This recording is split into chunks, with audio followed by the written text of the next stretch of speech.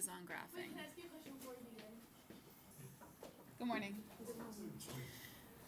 Okay, so we are going to be graphing rational functions. This here is your parent function for rational functions. So we've talked about parent functions before. We've done like the parent function for a quadratic, which was that parabola that had its vertex at 0, 0, right? We've done parent functions for cubic and cube root. This is the parent function for the rational, and its equation is f of x or y is equal to 1 over x. It has asymptotes, so before we talk about the intercepts, we're going to talk about the asymptotes. It has both a horizontal asymptote at y equals 0, and it has a vertical asymptote at x equals 0. So remember, we also learned about exponential functions, and exponential functions only had a horizontal asymptote, and we learned about logarithms. Logarithms only had a vertical asymptote. But your rational function is going to have both. And so the vertical asymptote is this way, so that one is x equals 0. And then your horizontal asymptote is this one, which is y equals 0. And since we have asymptotes on the axes, we actually don't have any intercepts. So we don't have any x-intercept or y-intercept. Now that'll change, though, because you can change your asymptotes. So you can transform this function, you can shift it right or left and then get yourself a y-intercept. You can shift it up or down and get yourself an x-intercept, but your parent function doesn't have any intercepts. The domain and range are going to be everything except for the asymptotes, right? So one way that some people write it, and I'm not going to write it that way because we use interval notation, but some people would write the domain as all real numbers, x does not equal 0. Basically all the numbers except for 0. But we don't, in interval notation, we write it differently. We write negative infinity to 0, and then leave out that 0 with the parentheses, and then 0 to infinity. And that means the same thing. It means all real numbers except not 0. And my range is the same thing. It's everything except for this horizontal asymptote right here. So negative infinity to 0, and then 0 to infinity, which really means all the numbers except for 0.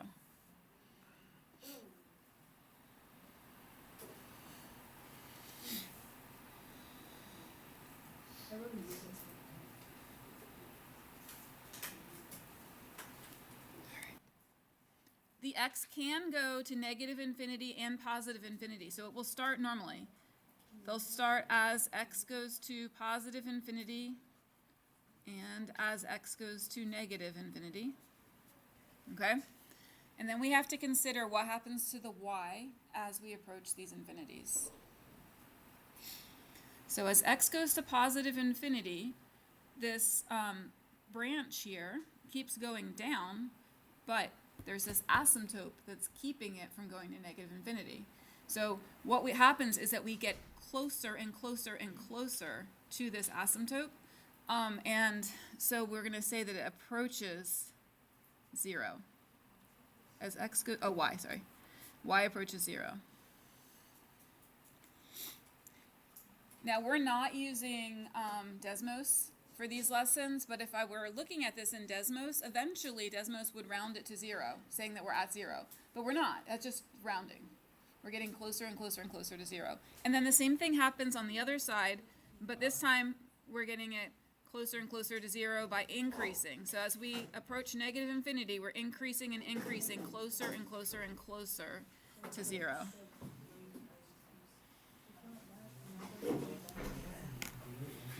We're going to talk about the general form and what these things do. When you have the general form here, this is a transformation of this function 1 over x. Is a transformation. Not every rational function is a transformation. So I want you to notice the difference here. When it's not all in one fraction, then it can be a transformation. Over here, where it's all in one fraction, and we have x's on the numerator as well, that's not a transformation. We're going to use a different method. But the first one is a transformation. The A value, just like the A on your parabola, is a stretch or a compression, or if it's negative, a what? What happens when your A is negative?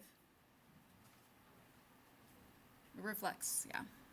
So stretch, compress, or reflect. Your B is just the base of your fraction. It doesn't do a whole lot. It can actually take part in being part of that stretch, compress, or reflect. Like A over B can combine. We don't often have a B, actually, in this class. Your H is telling you how much you shift left or right. And if this is a minus, then the H is actually going to show you where your vertical asymptote is.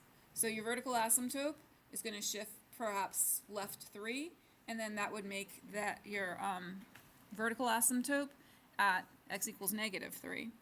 So I'm going to say it's a horizontal shift.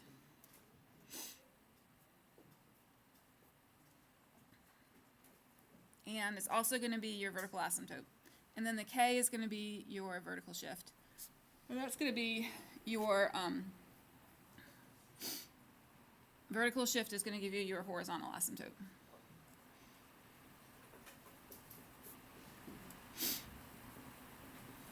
So what are the transformations?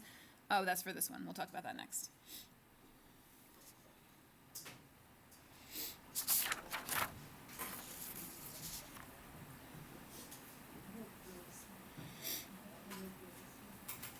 Okay. All right. Remember that the x's always happen backwards, and that's why the minus is part of the equation up here. So when we do x minus 1, we often think we're going to go left, but we're actually going which way? Right. All right, so we're going to shift right 1.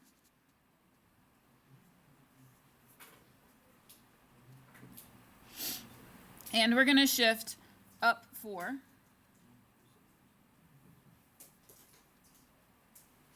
And then our A value is negative 2. What did we say the negative is going to do to the graph?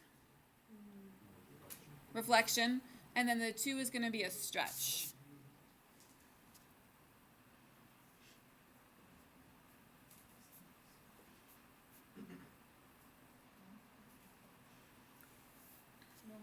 Now, what we're going to do is we're going to first put the asymptotes on the paper, and then we're going to use your calculator to take a look at what the graph might look like.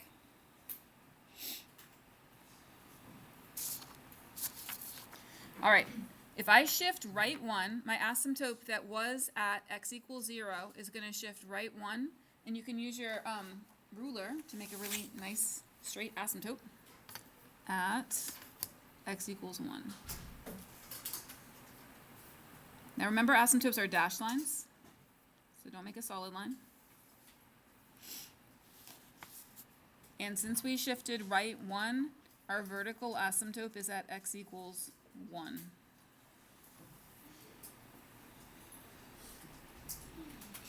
The horizontal asymptote shifts up 4, so it was at 0, and it's going to shift up to y equals 4. When you graph on the TI, and also if I were giving you Desmos, which I'm not, but when you graph on the TI or on Desmos, it does not show you where the asymptote is. You can kind of tell because it's between the branches, but it doesn't graph it for you. Okay? So I want you to remember that this comes directly from the transformations. Right 1 gave me x equals 1, up 4 gave me y equals 4. All right, we're going to take a look at the graph now. And we're not actually even going to graph it yet. But I want to see what it looks like. Okay. All right. Yeah, so normally on a normal day, if everything was set to like factory settings, you could just press graph and you could see your graph. But like my IB students were looking at a different kind of graph right now. So we're going to press zoom standard to get back to the standard window. So that's zoom and then 6. Now that you have it in standard window, you shouldn't have to press that each time. You can just press graph and it will graph it, okay? All right, so this is showing me here. You can see where x equals 1 would fit in between here for your asymptote, right? And you can see where y equals 4 would fit in up here. but they don't graph it for you. So we can see what the shape is, and it does look a lot like the shape of the one on the top, right? You can see the reflection because this branch right here, it used to be up. So you can see that reflection. What we're going to do now is we're going to solve for these intercepts algebraically on our paper, and then after we do, we're going to sketch in the rest of this graph. Okay. All right. When we find intercepts, I think this one's going to be easier to find your x-intercept.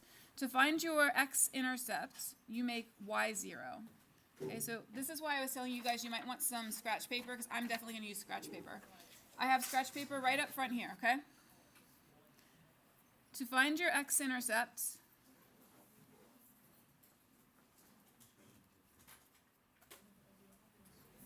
make y0. And then to find your y-intercepts,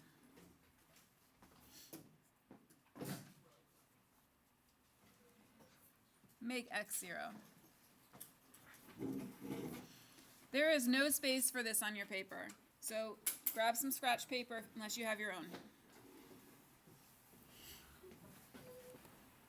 So this one's easier. We're going to do this one first. We're going to make the x0. So looking at my equation, it was this one. Y equals -2. It was x minus 1, so I'm going to put 0 minus 1 plus 4. What's 0 minus 1? It is -1, yeah. And then I have -2 over -1. Negative over negative is positive. So this is just 2 plus 4, which is 6. All right, so we made the x0, so the y-intercept is 0, 6.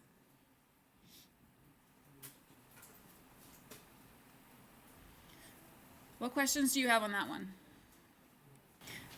So -2 over -1 is 2. You can use your calculator to calculate that. Like, it's okay if you want some help from your calculator, but we're not using Desmos. Remember that if you were to put this in your calculator, you would put parentheses around your denominator to keep all that together. All right, this one's harder. To find your x-intercept, make y0. So here's my equation. I have 0 equals -2 over x minus 1 plus 4.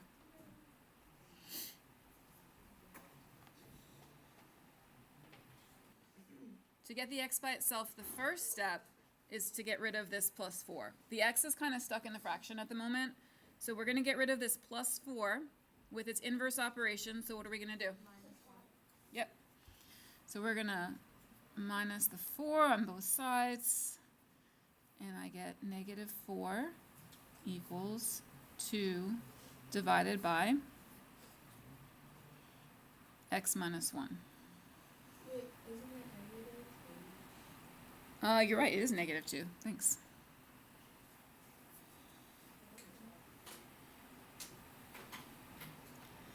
All right. Now, we want to get rid of the fraction. So what I'm going to do is, since this side is divided by x minus 1, I'm going to multiply both sides by x minus 1. And that's going to mean that I won't have a fraction anymore. It will eliminate the x on the right side, but I will have the x on the left side. So I'm multiplying both sides by x minus 1, and that will cancel this one out, but now I have it here.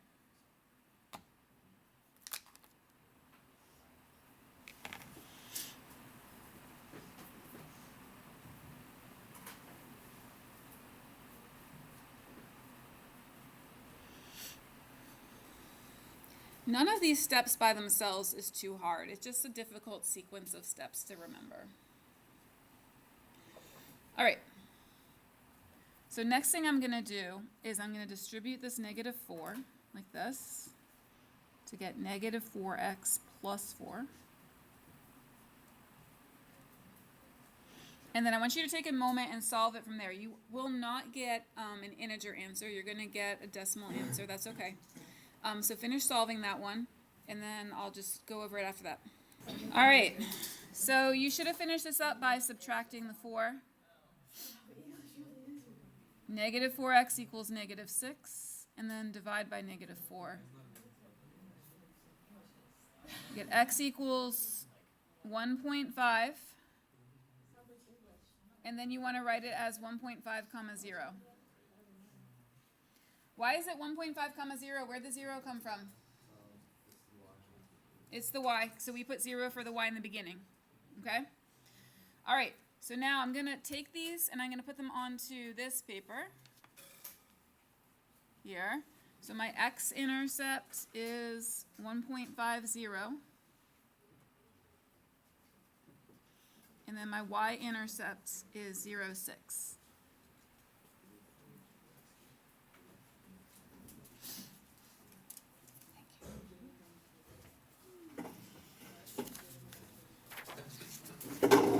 All right, so now I'm going to graph those intercepts, and then I'm going to sketch the branches in. So my x-intercept was 1.50, so it's right here. And then my y-intercept was 0.6, which is here. Where is that? So I just graphed these 2 points. When I have a stretch of 2, normally, like here, up here, wherever your asymptotes cross, then they would cross over 1 and up 1, like there would be a point right there, and there's a point right there. Since my stretch is 2, there's going to be a point that is over 1 up 2, and over 2 up 1. Often you're not asked to graph these points exactly, but I kind of like to have my graph look nice, and so I do graph them. Where is that? So you find the place where the asymptotes cross, and since we have a stretch of 2, you're going to go over 1 down 2, and then over 2 down 1. And then the same thing up here.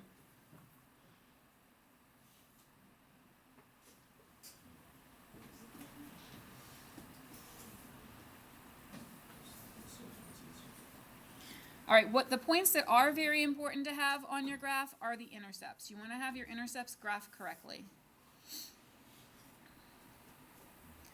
And now that we have a picture, we can do domain and range.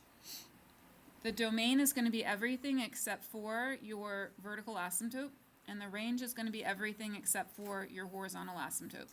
So I want you to take a minute and try to draw your domain and range, and then your end behavior. Okay, your domain is every number except for what number? What number did we have to leave out there? Abby knows. It was definitely 0 right here, right? But then it shifted over to what number here? Our vertical asymptote is at x equals 1, yeah. So we have to leave the 1 out because there's an asymptote and it's not going to cross that asymptote. All right, so in the domain, it's going to be negative infinity to 1. Leave out the 1 and then go 1 to infinity.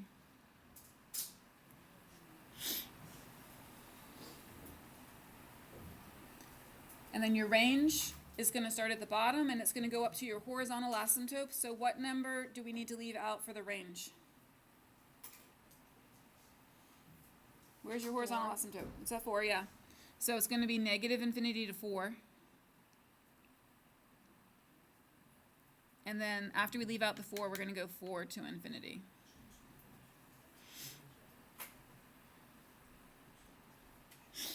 In very simple graphs like this, we have to always leave out that horizontal asymptote.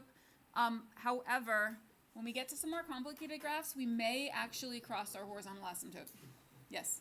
How did you get the dots again to make the curve? Oh, here? Yeah. Well, the most important ones that I want you to have on your graph are the intercepts. Did you graph those? Okay. Then the 2 here is a stretch. Normally, there would be a point from wherever your asymptotes cross that's over 1 and down 1, over 1 and up 1. But because of the stretch of 2, it's going to be over 2 and down 1, over 1 and down 2. And then over here, over 2 and up 1, and then over 1 and up 2. This is going to work only on these transformation graphs, and this is a transformation graph, but on the back we got something else, okay? Over 2, up 1, and then... Over 1 up 2. So there's 12 minutes there? 2 minutes. And behavior. we're going to start with as x goes to infinity, y goes to something. And then as x goes to negative infinity, y goes to something. Okay, so as x goes to infinity, y is getting closer and closer and closer to that horizontal asymptote. This is always going to be true of a rational function. Your horizontal asymptote will always be your end behavior. A horizontal asymptote is actually not a wall the way a vertical asymptote is. A horizontal asymptote is like a magnet, and it's pulling it closer and closer. It will not touch it at the very end, but this is the value that you approach at infinity and negative infinity. So this is always going to match your horizontal asymptote.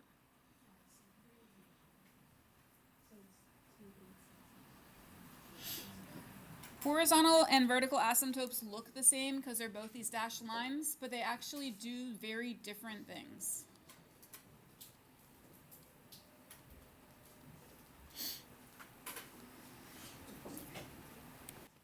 Okay, we're on the back.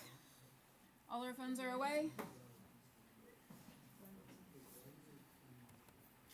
All right, when you have a box of information like this, it's really often, oh, I'm frozen.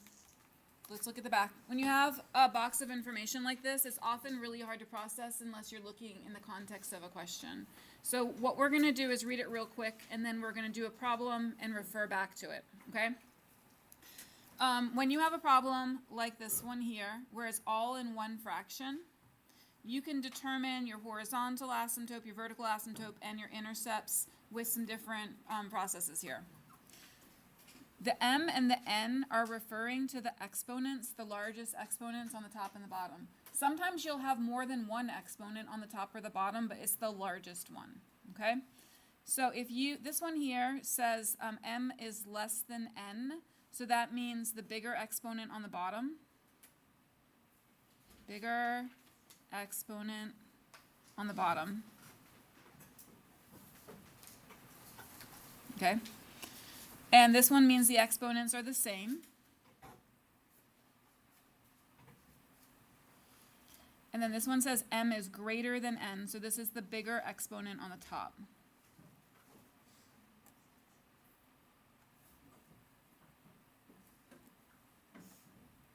Okay, and it's telling you about the asymptotes. Some of this makes actually really perfectly good sense. I told you that the horizontal asymptote is the end behavior. The end behavior is what happens when your x gets really, really big or really, really small. So think of like a really, really big number for x, like 1,000,000, okay? If I have 1,000,000 to an exponent, like 1,000,000 cubed, that's a really, really big number. If I add 2 to that, it doesn't really change it that much. So the adding 2, that doesn't really change it very much. Here, if I have 1,000,000 to the third as well, it's a really big number. And if I added 5 to that, it doesn't change it very much. So if these are both 1,000,000 to the third, and these are both insignificant, then it's going to be a fraction of a over c. So say like your a was 10 and your c was 5. Times 1,000,000 to the third of each of these. Those 1,000,000 to the thirds would cancel out, and it's just these numbers, 5 over 10, which is 2. So there is perfectly good reasoning why your horizontal asymptote has to do with these exponents, because it has to do with what's happening as your x gets to be a really, really big number. All right, your vertical asymptotes are the numbers that x is not allowed to be. Remember back here, our vertical asymptote was x equals 1. What happens to my fraction if x equals 1? On the front, I went back to the front now. What happens to my fraction if x equals 1? Oh, wait. My denominator makes what? If I put 1 in here, 1 minus 1 0. makes my denominator 0, and you can't have 0 in your denominator, right? So the vertical asymptotes are just the numbers that x can't equal. They're the zeros of the denominator. So to find vertical asymptotes, we set your denominator equal to 0, and then we solve it, that tells us what numbers, set your denominator equal to 0 and solve it, and that tells us what numbers x can't be, and those make the vertical asymptotes. The y-intercept and the x-intercept, that's going to happen just like before, and it's slightly easier in this problem. All right. It's okay if you don't have 100% of that yet, because it makes more sense when you go to the context of the problem. All right, let's see if it makes any sense to go through these in order. So vertical asymptote is the first thing it says, and it says those are the zeros of the denominator. So for the vertical asymptote, I'm going to set my denominator equal to 0. Notice I didn't use the whole function, and that's because I just want to know what numbers x can't be. X cannot be a number that would make your denominator 0. And so I add 4, and I get x equals 4. And that's my vertical asymptote. And to show that x equals 4 is a number that x can't actually be, you put your asymptote at x equals 4. 1, 2, 3, 4.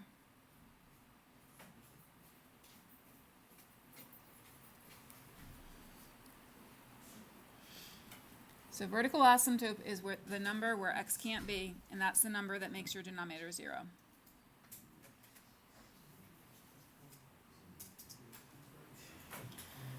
All right, horizontal asymptote depends on the biggest exponent.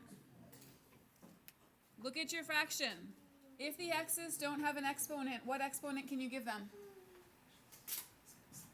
X is the same as x to what exponent? 1. Good, thank you. So if you just see x, that's x to the 1, and you just see x, that's x to the 1. And so now we know that these have the same exponent. See that? Same exponent? It's up here. Okay? If you have the same biggest exponent on the top and the bottom, then you take a over c. Those are the coefficients. This one has a coefficient of 3. What's the coefficient of this one? 1. Yeah. X is the same as 1x. Okay? So for your horizontal asymptote, m equals n, so they have the same exponent.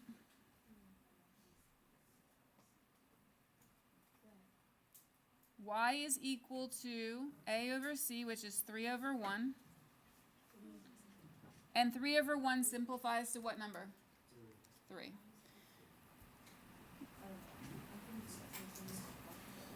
Okay, take a look at your paper and make sure you have x equals 4 and y equals 3. If you just write 4 and 3, those are not equations. You have to write the equation of the asymptote. All right, y equals 3 is going to be up here.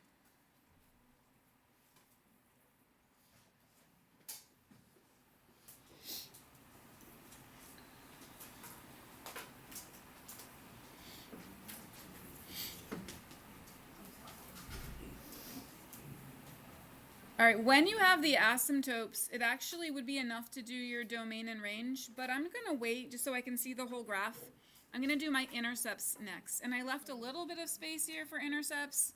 I want to save some space for my end behavior over here.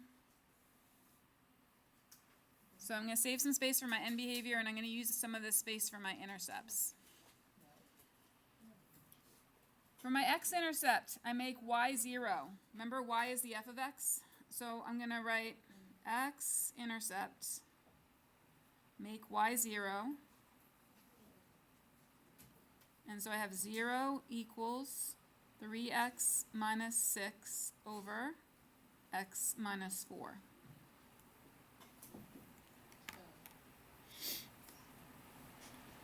Let me ask you a question about fractions. When a fraction equals 0, is 0 on the numerator or the denominator? What fraction is 0? Is it a 0 if 0 is in the numerator or the denominator? I'm going to go to talk about that real quick. All right, so just going back to the intercepts, for the x-intercept, we made y 0, which means 0 is going to be the top of the fraction, And we solved that and we got x equals 2, so that was 2, 0. For the y-intercept, we made x 0, and we put this into our calculator, and I'm about to get an answer, hopefully the same answer you got. So I got 1.5. Did you guys get that? Yeah. Okay. All right, so y is equal to 1.5, which means your x-intercept is going to be 0, 1.5. Okay, so x-intercept was 2, 0. Thank you. And then the y-intercept was 0, 1.5.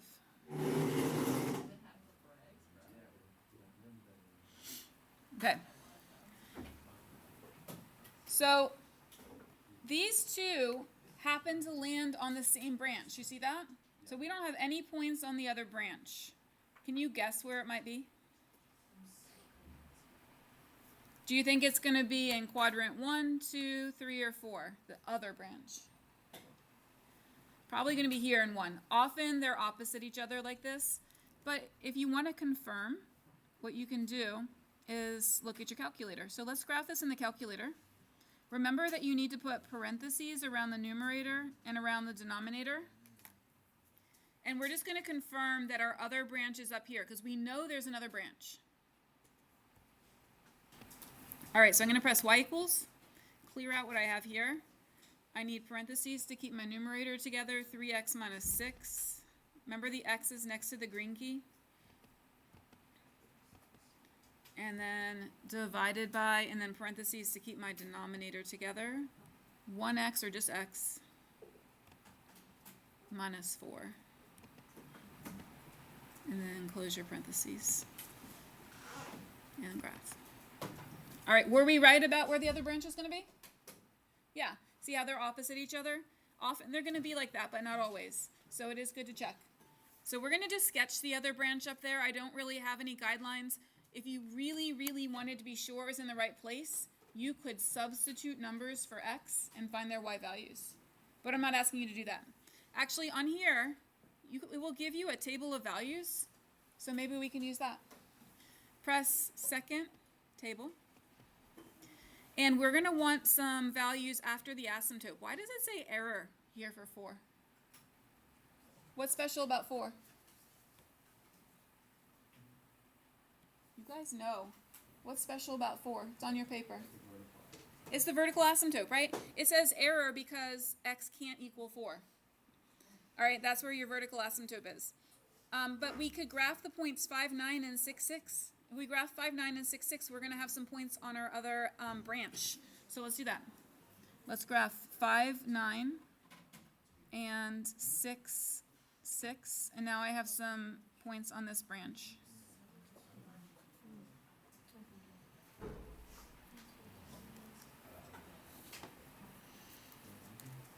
Okay, we're going to do end behavior.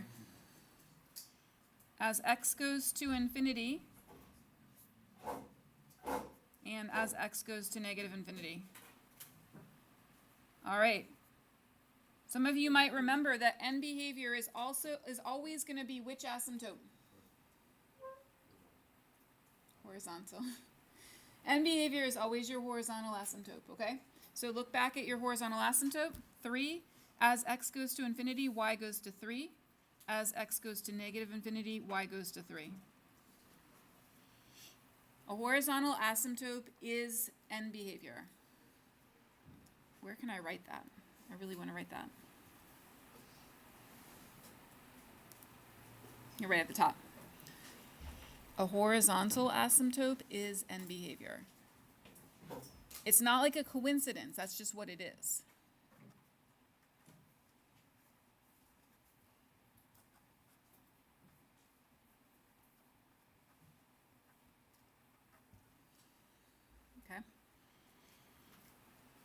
All right, we got one more, and we are in for a treat because there's something special about this graph.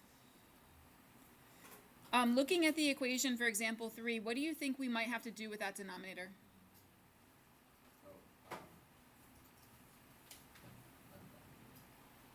Factor it. Unfactoring is multiplying them. Yeah, factoring, yeah. So we're going to factor x squared minus 9, which is difference of what's? Difference of squares, good. Okay, so let's factor that difference of squares denominator in example 3. Square root of x squared is x, and the square root of 9 is how much? 3. So it's going to be x plus 3x minus 3.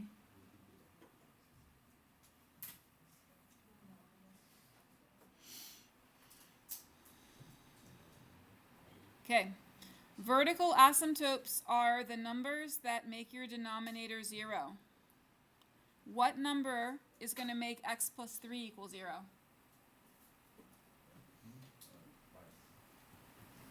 Is he right? Would minus 3 make x plus 3 0? You're the only one thinking about this. Other people need to think too. X plus 3. What number can I put for x and make a 0? Yeah, it is negative 3, right? Okay. If you want to, though, you can use a piece of scratch paper and solve that. So we write x plus 3 equals 0, and then you solve it.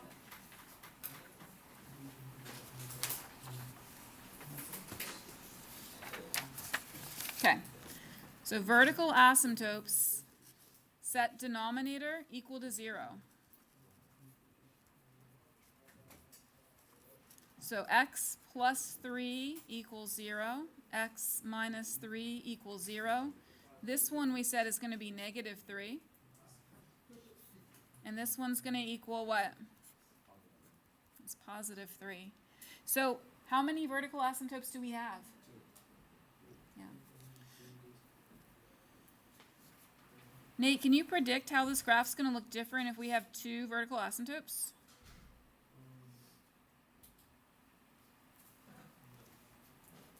We could start by drawing them, right? All right. I set my denominator equals 0, and I got 2 vertical asymptotes. One's at x equals negative 3, and one's at x equals positive 3. All right, I wonder what's going to happen with a horizontal asymptote.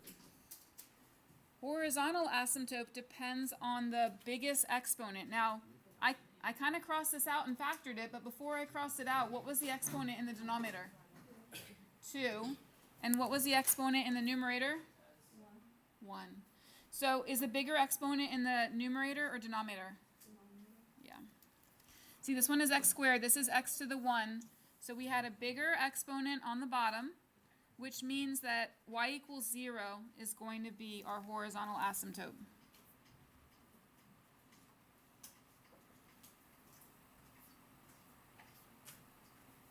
Right there.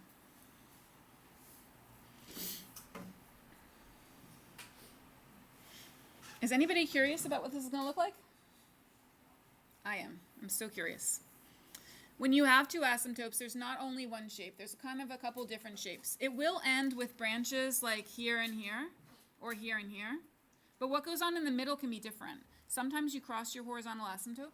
Sometimes you don't, and you have this thing that looks like a parabola, but it's like stuck inside these asymptotes, and so it's not really a parabola because it doesn't keep going left and right. So let's take a look at the graph. You can graph this one, although it's tricky because if you want to graph it factored, you need another set of parentheses like this, or you can factor the original, and I think factoring the original might be a little bit easier. Let's graph it with the original denominator. So press y equals, clear it out. 4x on the top, you can put parentheses on it. You don't actually need it on the denominator, but you can put them just in case. On the numerator of 4x, you didn't need it, but you can put them if you're not sure. And then on the denominator, I'm going to put the original, which was x squared minus 9 in parentheses. All right, always put those parentheses around your numerator and denominator to keep them together. And let's see what your graph's going to look like. Oh, it's fun, right? Remember I told you you can cross your horizontal asymptote because the horizontal asymptote is just end behavior. So in the middle there, doesn't really matter.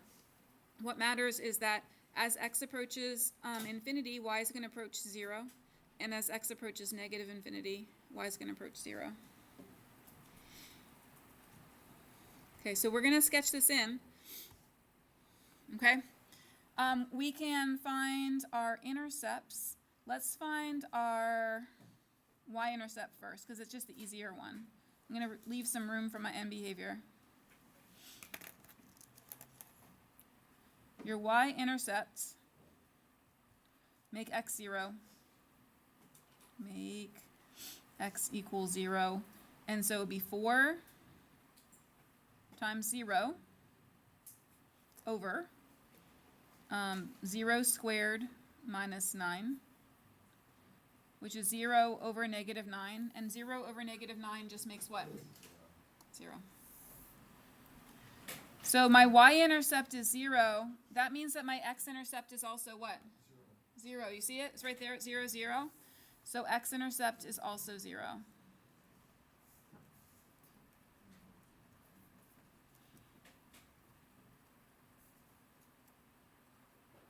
So we kind of know the shape from the graph, but if you want to get a couple points on there, you can graph a couple points from the table. I'm going to leave that for 1 second, but feel free to press second table to get some points that you can graph.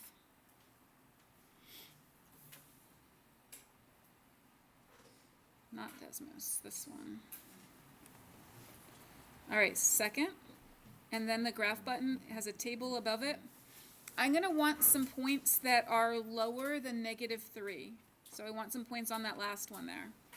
So I'm going to try graphing negative 5, negative 1.25. 1, negative 1.25. And I'm going to graph negative 4, negative 2.3. Just to show you what that looks like. I can't graph those numbers exactly. You saw they had a lot of decimal places, but I just got 2 points there. I'm going to try to get 2 points that are between these asymptotes also.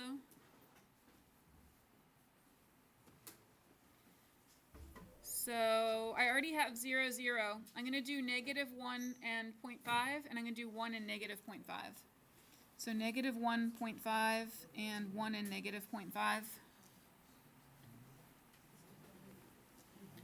So I just graphed those points there. And then I'm going to graph some points after the asymptote at 3. So I need to go down a little bit. And I have 4, 2.3, and 5, 1.25. 4, 2.3, and 5, 1.25. All right, I'm going to graph those points as well. I just got them from my table, second table. Okay, and now I'm going to sketch it in because I have points on each branch.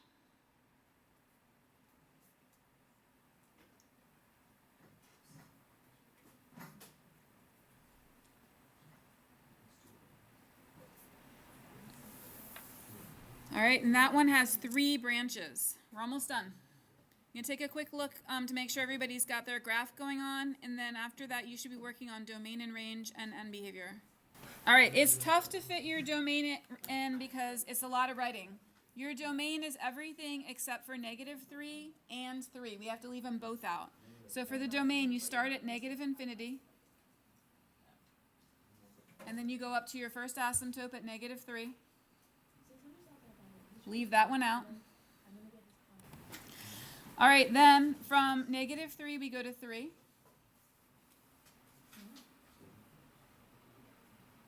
And then from 3, we go to infinity.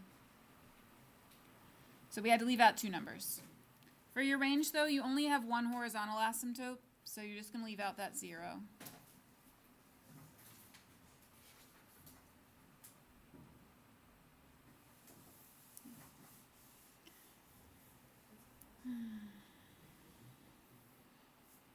Okay, and we said end behavior is which asymptote?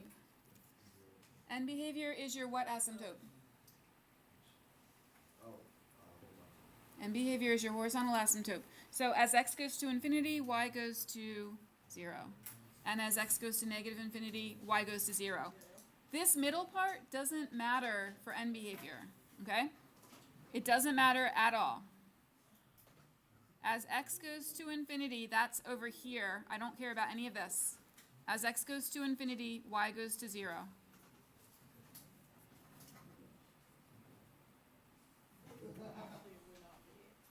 Okay, as x goes to negative infinity, I don't care about any of this. As x goes to negative infinity, y goes to 0.